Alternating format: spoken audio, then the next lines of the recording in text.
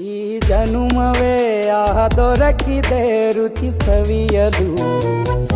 ಆಹಾ, ಆಹಾ.